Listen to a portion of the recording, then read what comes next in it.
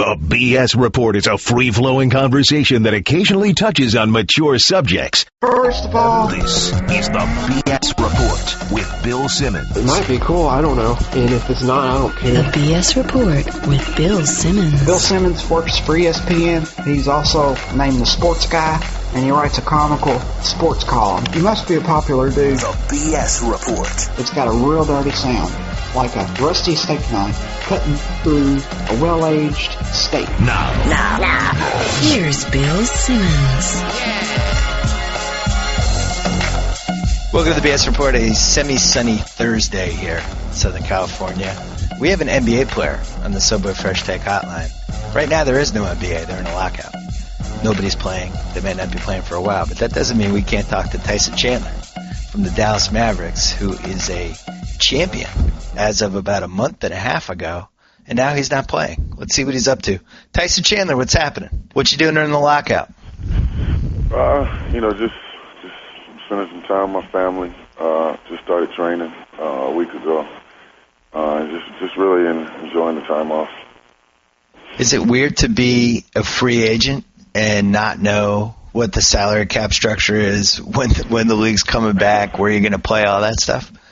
Yeah, it's definitely weird. I got a little added extra stuff going on, and your typical player, man, it's already tough enough, right now with everything that's going on. So, I got added stuff that I have to worry about when it all comes back. But honestly, it's all positive though. Coming off of a championship and then going into free agency right now. It's a good time. Did you feel like a little robbed? You guys won this championship, and then all of a sudden everybody moved right into the lockout. It was almost like, I don't know, it feels like that could have been milked for a little bit longer. That was one of the biggest finals upsets in a while. Did you feel like you got your full satisfaction out of the whole thing? You know what? We got our full satisfaction, but you're right. Talks between players and coaches and entire, NBA staff ceased after, the lockout started. So that was kind of unfortunate because, you build a bond with your coaches and trainers and stuff like that, and you can't talk to them, for however long this, rides out. So that's the only part that I think we all, wish could be different. Yeah, I know at the ESPYs, Mark Cuban had to get special permission from the league just to even make eye contact with you guys. That must have been strange. Yeah, it definitely was. Because like I say, you just finished celebrating with each other, a few weeks prior, and then you got all these rules and regulations that you have to follow and abide by. Right. But knowing Mike, he could have cared less, at that point. You've had a pretty interesting career. You came out of high school, played for the Bulls, played on some bad teams, went to Charlotte, never really totally worked out there. You battled some injuries. Then you went to Team USA last year, and it seemed like it just turned your career around. What was it about that experience that kind of pushed you to another level? Well, I was battling injuries the year before. I just came off surgery that summer before I went to Charlotte. And so I never really was myself, the entire year. I was trying to, get out on the court and trying to battle it out, but I never, felt like myself out there. And, that summer I just wanted to get healthy and I wanted to rehab and, get right.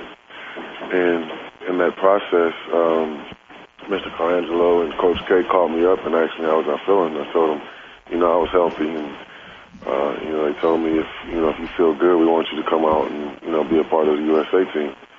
And it was like the first time someone had showed confidence in me and getting out and playing to that type of level. And right. I wanted to show myself that I was healthy. So getting out there and going through training camp and competing against some of the best players in the NBA, and then going, winning the gold medal, I knew that I was 100% healthy and, I was ready for the season. And those had to have been by far the best teammates you've ever had, right? I mean, you were never even on a 50-win team in the NBA until that Team USA experience. Oh yeah, it was an awesome experience. I think I was on a 50-win, maybe not. I don't know. Maybe I got close to it anyway.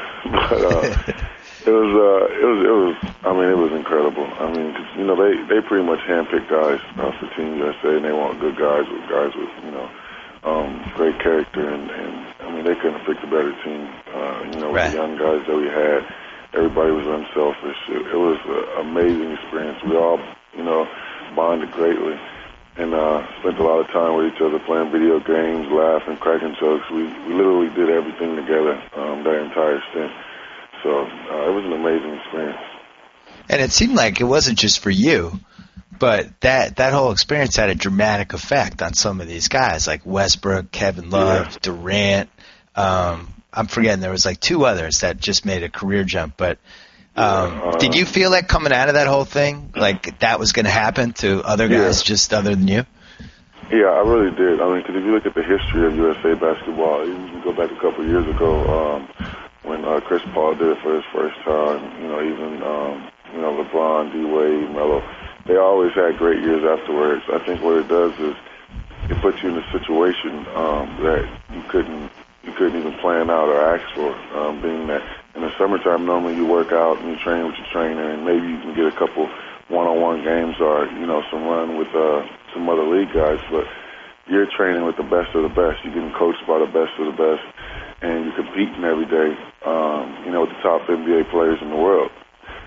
So, you know, it does nothing but boost your confidence, because you're like, okay, I'm practicing every day. You know, the first time I played against, you know, at that time it was Chris Bosh, Amari Stoudemire, and Dwight Howard. You're like, okay, there's nobody better than these guys in the league. You compete against them every day. You know, the rest of the league, you know, should be easier. Yeah. And so I think guys just get that kind of confidence. Same thing with Kevin Durant competing against Lamar Odom, Rudy Gay, and you know, Andre Iguodala. You know, it's just the competition that you have. You know, you can't ask for. What player out of all those guys, was there anybody that you were playing with day in, day out, and you just said to yourself, I never realized how good this guy was? Kevin Durant. I mean, I was saying everything. I was saying the same thing everybody else was saying. You know, but I can't stop with him. But I will say Kevin Durant surprised me the most. Really? You know, because I didn't realize that I think he's 6'10", he can handle the ball as well as he can, and also how he's built for that moment.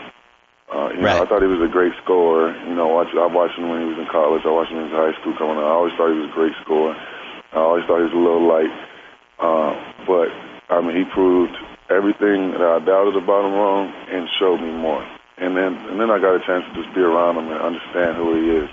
And, I mean, he's one of the best, I'll say kids because I'm a little older now, but he's one of the best kids that you can ever ask for, you know, to be in this league. I mean, he has an incredible spirit.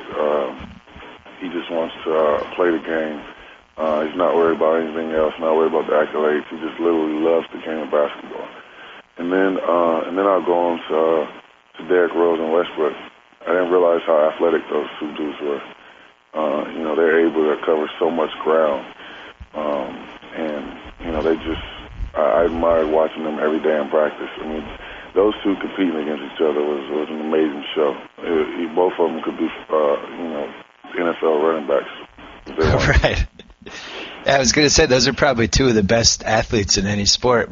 And Rondo was kind of, you know, also in that mix, and he it seems like he wasn't as good as the other two guys, at least in the scrimmages and stuff.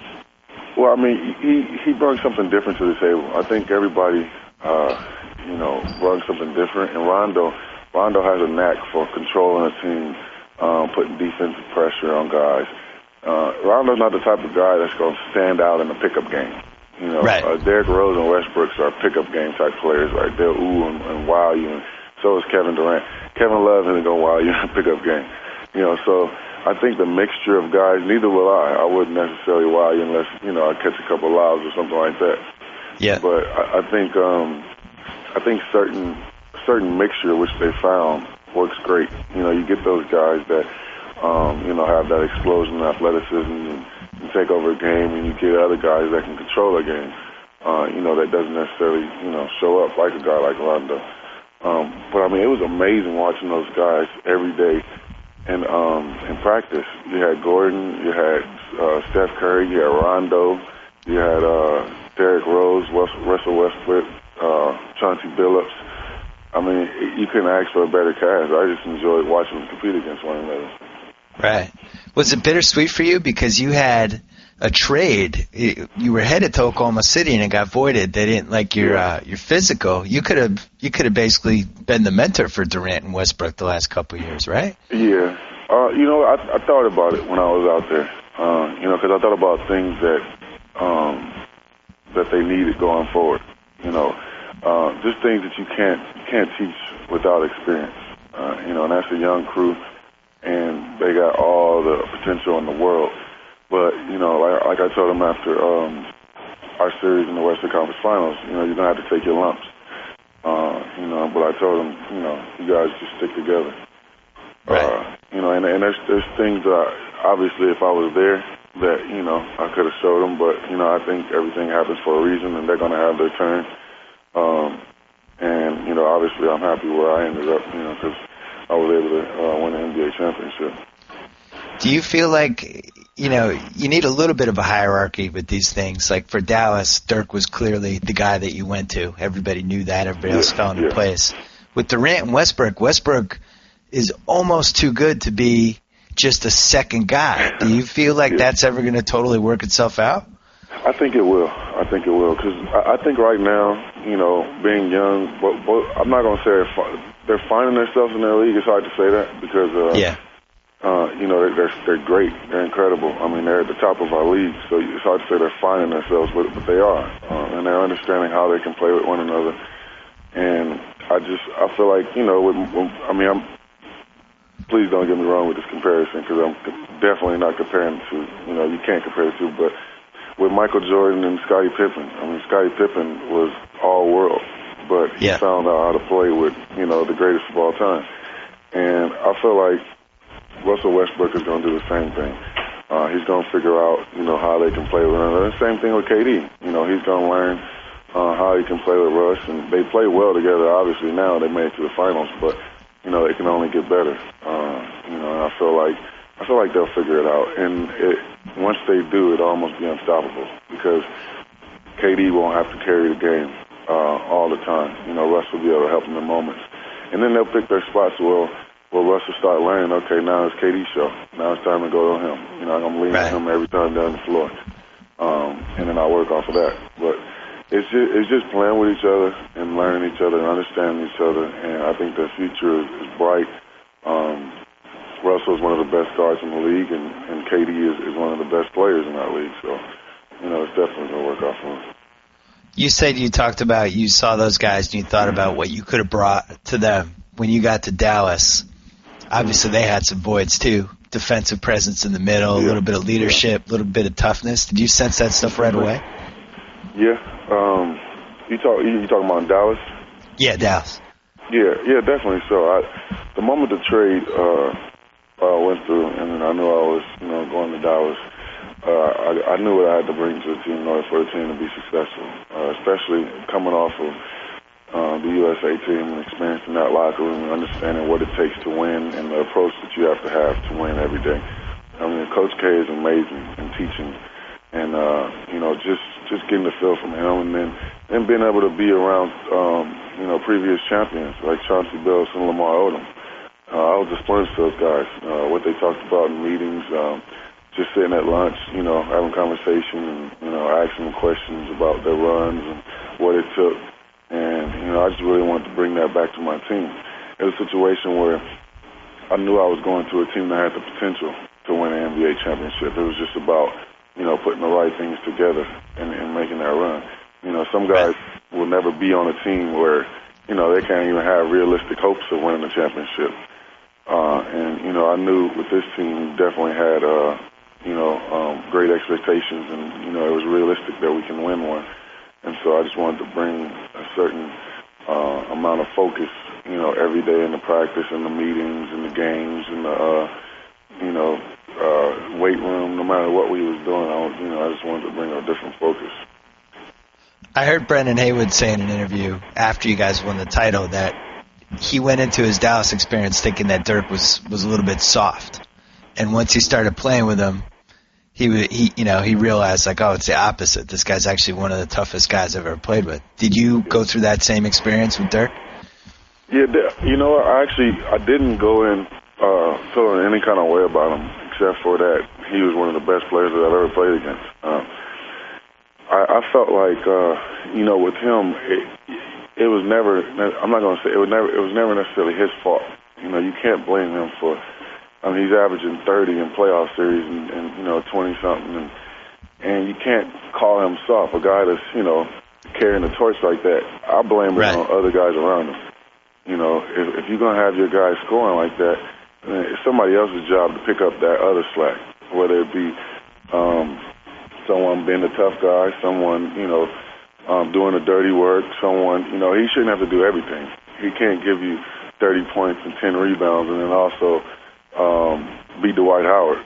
I mean, you know, somebody else has to pick up the slack and take control, you know, of the other things and the things that you feel like, you know, needs to be picked up. So it was a situation, you know, I don't buy into the whole soft stuff. You know, I feel like it's not a fight. You know, we're not MMA fighters. We're basketball players. So, you know, and NBA fights don't last long anyway. I just, I wanted him, you know, to give me his 20-something points a game, and I told the rest of the team, we got to hold down the rest of the fort. Were you surprised going to the playoffs? Portland was like the sexy upset pick. Everybody thought you guys were going out in round one. Were you guys hearing that? Were you sensing that? Oh, yeah. It was everywhere. It was all over the media, all through the locker room. But, I mean, I understand why, though. You know, Portland was a dangerous team. I don't think anyone wanted to face Portland in the first round. You know, they were a tough team. They were gritty. They were well coached. And, you know, it's tough to win in Portland. You know, the fans are crazy out there. So, you know, I understand, especially with Dallas's history, you know, losing in the first round the last couple of years. I definitely understood why, you know, people had them as an upset. What about after that Game 4, Brandon Roy reached back into the time machine, came back. It was a devastating loss. And watching it, I thought, like, oh, Dallas is done. That's it. All those demons from 2006 are coming back. How'd you guys fight that off? You know, we knew it was something bigger than that, and we knew we couldn't get caught up in one game. Don't get me wrong, that game made me sick. I think it made everybody sick. It was definitely a lack of sleep on everyone's part that night. But we knew, you know, it's a bigger picture. It's one game. We lost the game. You know, whether we lost, you know, by 1 point and gave up a 20-point lead, or we lost by 20, it didn't matter. You know, we lost the game. So we felt like we had to move on, and we felt like you can go one way or another. You know, we can let it get to us and fall apart like everybody's saying and predicting we're going to do. You know, we can stand and fight, you know, for what we feel like is ours. And we chose to stand and fight. I went to Game 2 of the Lakers series. There was a point in the second half. I had pretty good seats. There's a point in the second half. You could just kind of see it with you guys. All you're realizing, like, wow, we're better than these guys. We're going to kick the crap out of these guys. Do you remember, like, feeling that way in that second half? Yeah, I definitely do.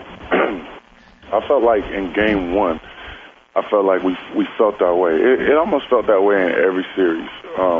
But in Game 1, I felt like we felt our way in the game. Like we gave them too much respect. You know, like these are the champions and they're good and almost like they're supposed to be this, you know. And I felt like when they let us hang around, I kept thinking to myself, okay, they're making a mistake, you know, because if we hang around, you know, we got too many weapons, you know, that can kick on late in the game. And they let us hang around in that first game, and when we snuck that win, I felt like, okay, we're going to beat these guys. You know, they let us steal one out here, you know, in Game 1. Now they're not going to be able to catch up with us because we're going to get momentum. And then in Game 2, I remember feeling, wait a minute, we're just better than these dudes. You know, it's no longer the same, you know, thought process that you go into the series with. And then, you know, we start to hit our stride, and, you know, the rest is history. And also, like, you know, Dirk and Kobe had never played in a playoff series. And at one point, I think Kobe was better than Dirk. But I think in that series, it was pretty clear that Dirk was the best guy on the floor. I mean, do you feel like he could sense that? Yeah, I think he said throughout that entire playoff run. I mean, he was the best thing in the NBA. You know, I don't care who you want to compare him to. You know, in that playoff run, he was the MVP.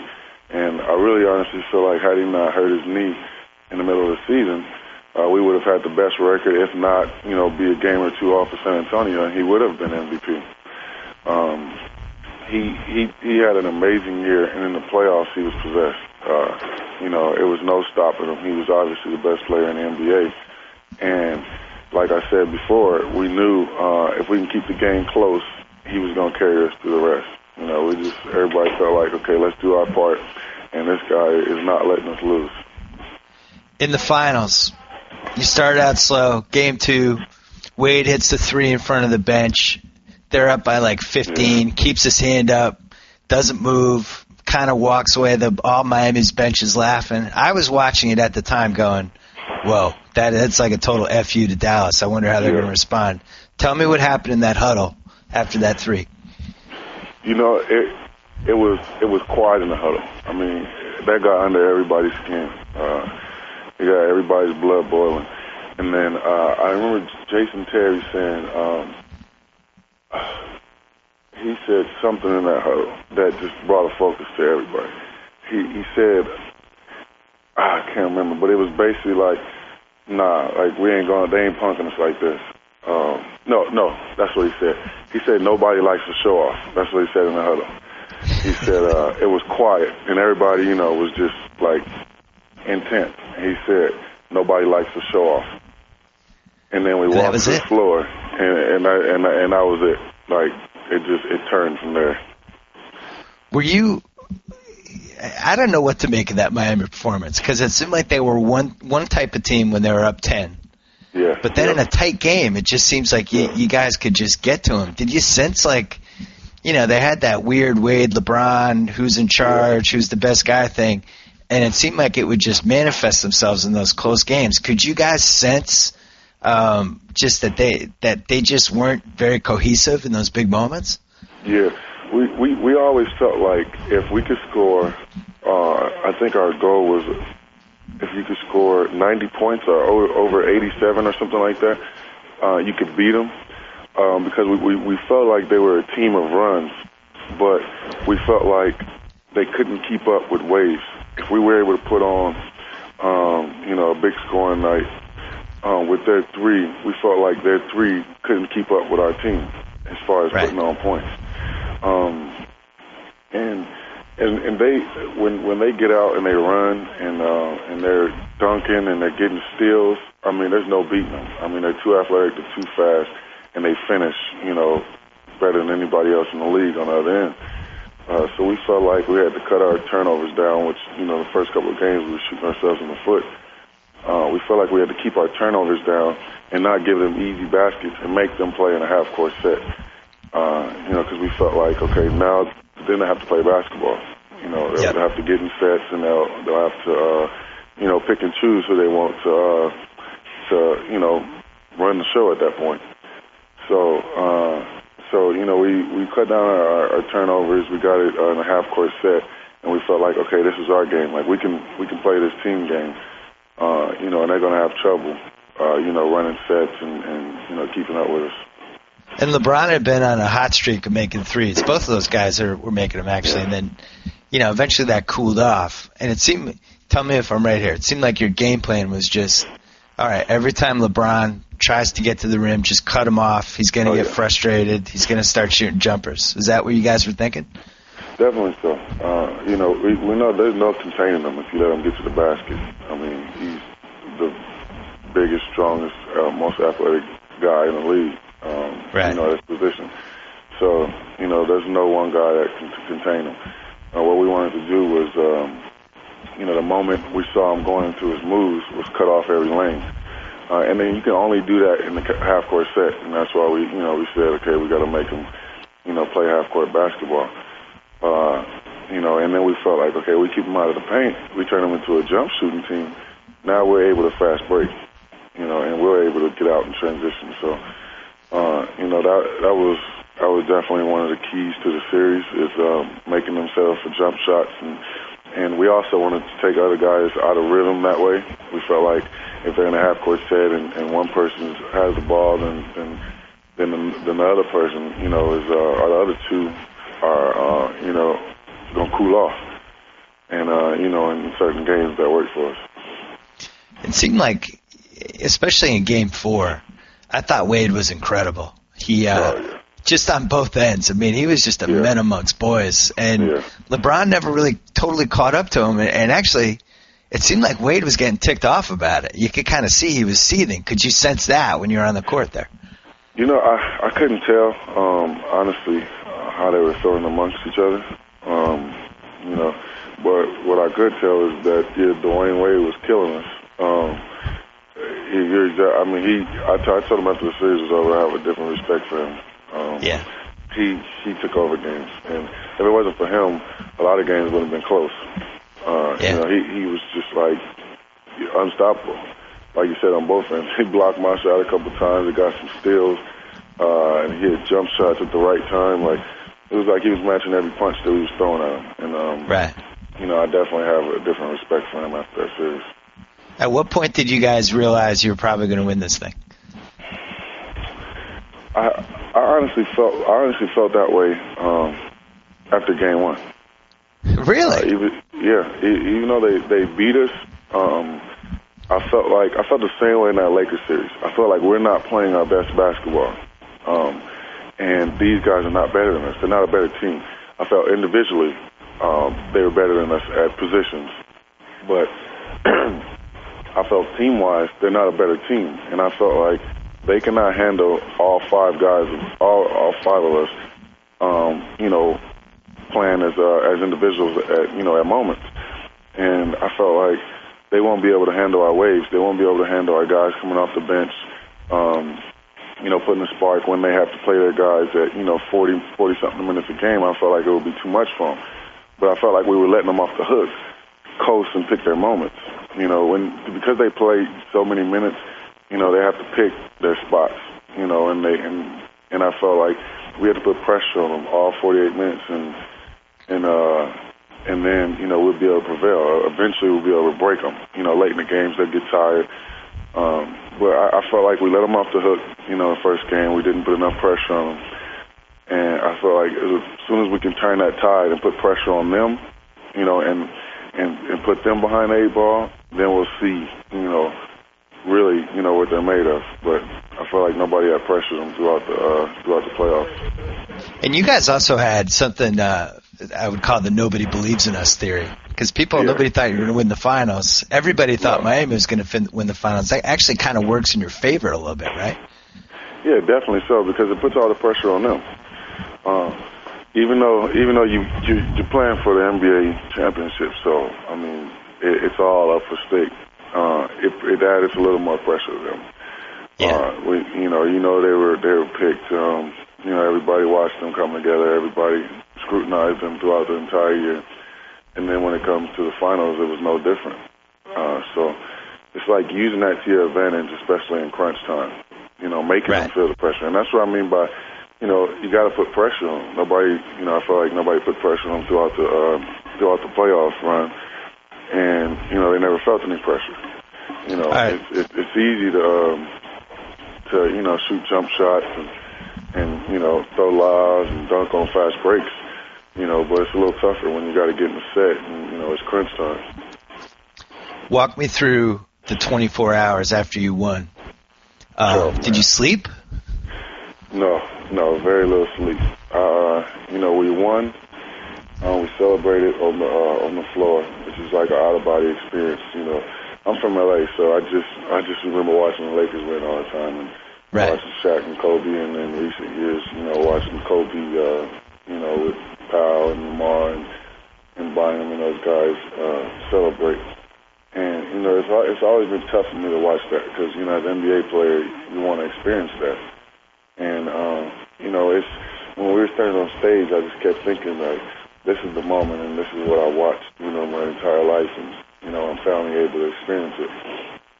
And afterwards, we walked, back in the back, we celebrated, and do all the traditional stuff, and spray champagne in there, all of that stuff through interviews.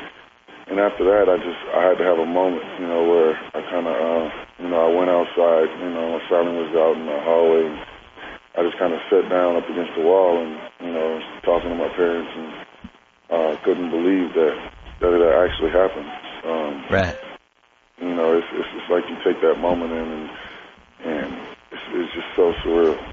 I enjoyed that experience with my family, and then after that, I went in the shower and then had my own moment, where I was just sitting back and reflecting, my entire career, all the places I've been, and all the struggles I've had, and the injuries and everything, and just to be at that moment, it was all worth it. You just felt like, okay, nobody can ever take this from you.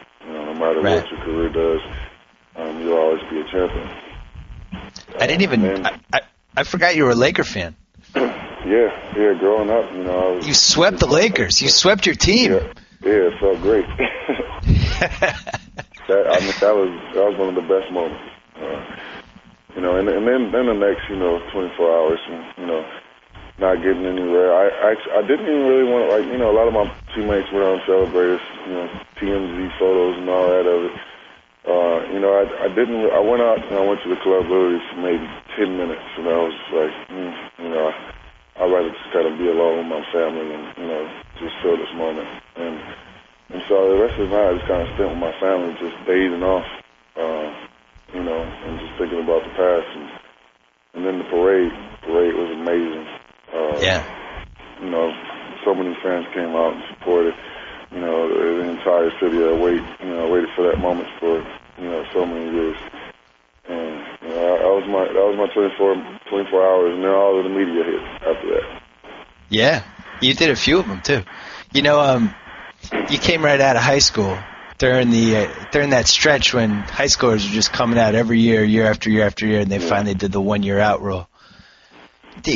I remember I went to a game your rookie season. You were on the Bulls. You guys were just awful. You were really young, bad team. Celtics weren't much better either. And you actually I remember you got in a little tiff with Antoine Walker. And you stood up to him. And you actually intimidated him a little bit. And I was like, who is this guy? This is Chandler. He's got a little something to him. But when you look back at those first couple Bull seasons, if you had to do that over again, would you just rather have gone to college? What did you get out of those Bull seasons? No, we were terrible. It was from top to bottom, we were terrible. That was a situation that you come into, and you're picked high, so you go to the worst team. And I was around a bunch of young players. I was after the Michael Jordan era and the rebuilding, so other guys on my team were only a few years older than me, which wasn't a good thing. You had nobody to look to, no veteran guidance. We got I had Oakley and I had Antonio Davis, but the rest of my team, we always had one or two vets, and the rest of the team were always young. So that experience made me treasure this experience. So I wouldn't do anything different. I took my lumps, took my knocks, but it makes you understand how fine of a line it is from winning to losing. Right. And I needed that. I needed that in my career, or so I wouldn't be the player I am today. Well, I'm also, you're a strong character guy, come from a good family, all that stuff. Can't you see how this, in the wrong hands, that experience could go the wrong way for somebody and kind of derail them? Oh yeah, for sure. This league is tough enough as it is, and then you have the pressures to succeed from family, friends, media, the entire world. Now with all the social sites and media, everything is instant. So, everybody's calling you after games and telling you what's going on and what's said. It can either make or break you. It can make you want to get in the gym and work harder and beat the critics and beat the odds. Or it can make you, rebel and, go the opposite way, and just enjoy the fame of being an NBA player. Right. So it's definitely different ways you can go, and I wasn't willing to take that route. You know, I wanted to accomplish my goals that I came in this league and set out. You know, and then finally I'm starting to reach some of those. If you could go in a time machine right now, Tyson Chandler right now, and go back to, what year was it, 2001? When were you a rookie? Yeah, 2001, I think, came right? out, yep, 2001. All right, so you can go back 10 years, and you could tell 2001 Tyson Chandler two things. What would they be? Be patient. You know, I would say be patient and become a student of the game. You know, I was very impatient because I had so much success so young. And the difference between me and a lot of rookies that have success coming into this league is, you know, they came into situations where they had an organization that drafted them early, and then it kind of nurtured them and, you know, helped them grow and, you know, taught them the way. You know, I came into a situation where there was no teaching. And, you know, I almost had to teach myself and learn and like I say, take my lumps. You know, and I wanted everything now. You know, I was number 2 pick, and I felt like, okay, so I should come in and dominate. And then that's not how it goes. You have to put your time in. You have to put the work in. You know, and then eventually it starts clicking for you.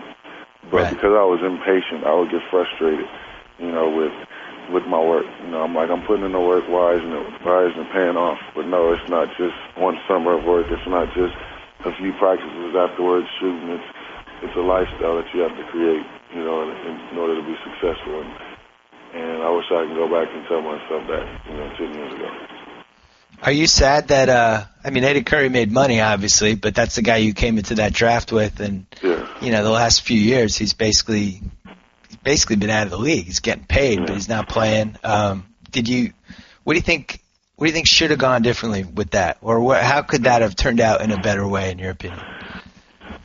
I think it's, you know, exactly what we were talking about earlier, that, you know, this league can do different things to you.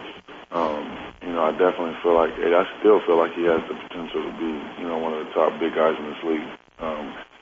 You know, it's just right situations. You know, he went to the wrong situation. He went from Chicago to the wrong situation in New York.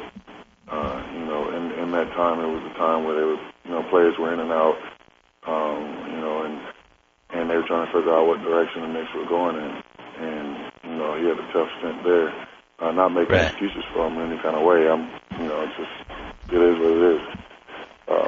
You know, I definitely feel like and hope that through everything that he's going through, that, you know, he gets a chance somewhere and it works out for him, you know, and he beats the odds. You know, I feel like physically he can. It's just, you know, really mentally, you know, what he wants to do from this point. Can you just lose your confidence? Can it just go and you can't get it back? You think he's at that point? I think when you hit that stage, it takes some grooming, and it's like falling off of a bike and then getting back up. You know. Yeah. You know, you have to slowly get back that rhythm and that confidence that, you know, you're not gonna fall. So I think it's just the right situation. You know, if he goes to a team where there's not much expectation, you know, and somebody takes a chance on him, and he's in a good situation, it could be healthy for him. You know, but it's all about somebody taking that chance right now. How involved are you in all the lockout stuff? I'm involved as far as talking to other players and my peers and you know, seeing what's going on, and I'll be a part of you know, regional meetings coming up. And you know, I think that we need to take a stance as players. You know, we are the product, and we put on the show. And you know, in the situation right now, you know, the owners are trying to take the game away from us, and you know, I feel like it's unfair bargaining. You know, I definitely feel like. You know, I read the article in Forbes and different, you know, articles that have come out about finances. You know, and I feel like if the books were open, you know, it would tell a different story on, you know, who's making what and who's actually really losing. But I feel like the stance that they're taking as far as, you know, players having to give back, you know, where they're not willing to revenue share or. You know, because there's, I believe I just read an article, there's 3 teams in the league that could, if they revenue shared, wipe out the debt that teams lost this year. Right. But owners are obviously not willing to do that. You know, they'd rather take it away from the players. And so I just feel like as players we need to stand together. You know, the owners are standing together. We need to stand together. We need to stand together strong and take our livelihoods into our own hands. You know, I feel like we need to be firm with it. Do you worry that, I mean, my take on this just from afar, it seems like the owners are perfectly willing to miss at least 2 or 3 months of the season to try to break you guys. Yeah. They're hoping that, you know, once you start missing a couple of paychecks, you guys are going to break. Are you worried that's going to happen? No, I feel like we're well prepared for this. You know, we've been told the lockout is coming for years now, and I feel like, you know, guys have been responsible and saved, and not even guys being responsible. They're almost, you know, made it a point by holding back checks and you know, different things so that they can release checks during this time period. And then also now you have guys going overseas, and I don't think it's necessarily from a standpoint where guys need a check. I think it's guys love the game, and they're not willing to allow the owners to take it away from them. And that's good to see. You know, every time I see that a guy's going overseas, you know, I like it, you know, because I feel like if you can do something about it, then do it.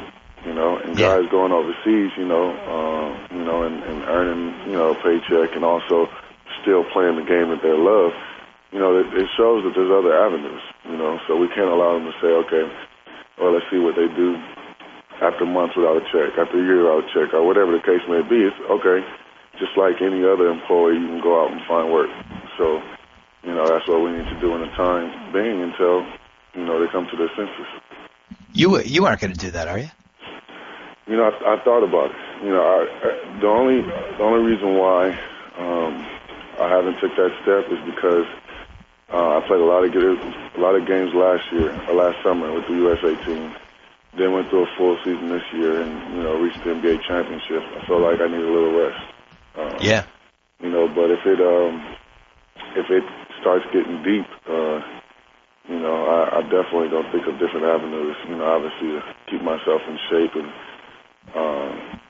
you know, you start getting that itch where you want to get out there and play. So I can't say that I won't do it honestly, because you know, I'm a competitor and I love to play. And if the game is taken away from me long enough, you know, I'm going to want to do something. Yeah. Although for the stuff that you do on a basketball court, it'd be a little weird to just end up in some Turkish league. Yeah. All of a sudden you're setting picks and rebounding and trying to get everybody to play defense. It'd be easier if you're Kobe Bryant, right? You just shoot jumpers for... Yeah, I agree 100%. It's almost like in a pickup game. Yeah. You know, I'm not comparing overseas to a pickup game by any means, but it is almost like in a pickup game where, you know, the big guy who does the dirty work and, like you say, rebound and does all that stuff does not stand out. The guy that can shake somebody and knock down a three is the guy that's glorified. So, right. There's no Rucker Park clips of a guy who set 20 incredible picks. Exactly. And I don't think they're keeping rebound stats at Rucker Park. It's strictly points. Well, when I used to play all the time, I always looked out for guys like you, Tyson Chandler. If you're running the floor, I'd find you. I want to reward you, so you kept running. I love it. Good luck during the lockout. I hope it doesn't last too long. I would love to see you guys come back and defend the title and do the whole thing and stay healthy, keep working out. Hope it works out for you. All right, thank you very much. I appreciate it. All right, take care. So I get the sign off. Whoa! Thank you for downloading the BS Report with Bill Simmons. Too much fun. Check out more podcasts at the iTunes Music Store or at Pod Center at ESPN Radio.